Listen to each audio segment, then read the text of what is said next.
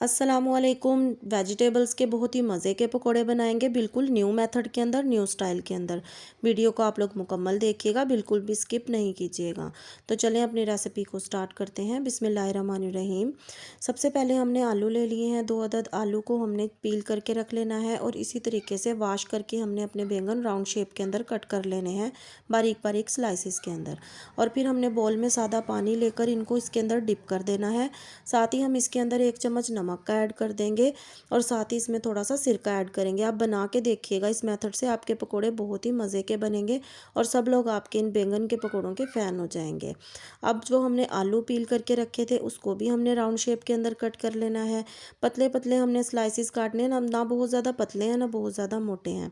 इसको हमने कट करके राउंड शेप में, इनको भी हमने अपने पानी के अंदर, बोल के अंदर पानी लेना है और उसको भी डिप करके रख देना है ताकि हमारे आलू काले ना हो।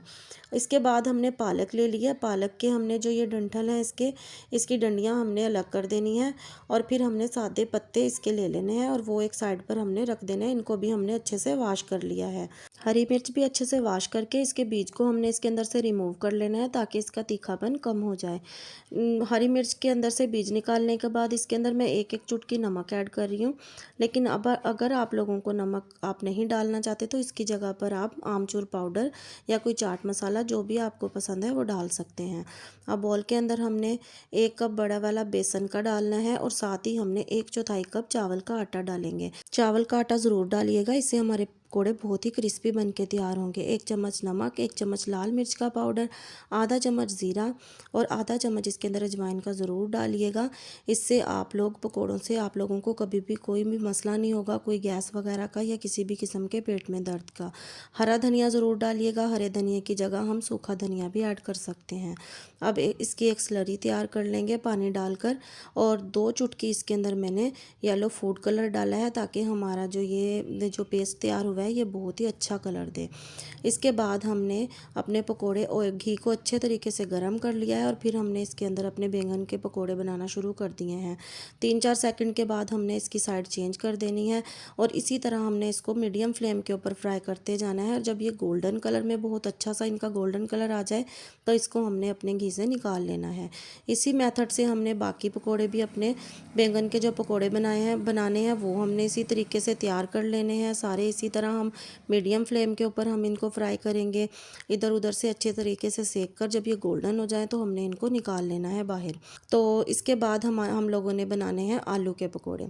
आलू के भी इसी पेस्ट के अंदर आप देख सकते हैं कि मैंने आलू के जो राउंड आलू कटिंग किए थे उनको पानी से निकाल के इनके ऊपर हमने इस पेस्ट को लगा लिया है। पेस्ट हम लोगों ने बहुत ज़्यादा पतला नहीं बनाना। इसको भी इसी तरह गोल्डन ब्राउन होने तक हमने फ्राई करना है मीडियम फ्लेम पर और फिर इनको भी निकाल लेना है और बाकी पकोड़े भी इसी मेथड के साथ हमने फ्राई कर लेने हैं। वीडियो अच्छी लगे तो वीडियो को ज़्यादा से ज़्यादा लाइक, अपने फ्रेंड्स एंड फैमिली मेम्बर में इस वीडियो को ज़रूर शेयर कीजिएगा और ज़्यादा से ज़्यादा आप लोग चैनल को सब्सक्राइब कर दीजिएगा। इसके बाद हमने इन पकोड़ों को भी निकाल लेना है। पालक के पकोड़े बनाएंगे, ये बहुत ही मज़ेदार, क्रिस्पी और बहुत ही क्रंची हमारे पकोड़े बन के तैयार होते हैं।